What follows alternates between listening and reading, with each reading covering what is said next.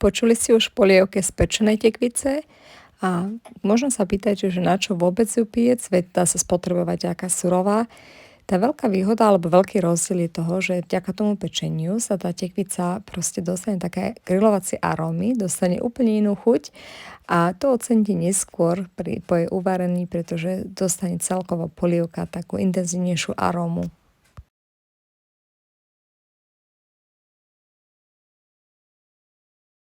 Samozrejme, takéto predpečenie zeleniny môžete robiť aj s inou zeleninou, napríklad s rajčinami, ale tekvicová je predsa len taká teraz aktuálne sezónna polievka. A ak ste to ešte nevyskúšali, veľmi odporúčam si urobiť tu trošku viac námahy a predpiecť tekvicu, uvidíte, že to oceníte.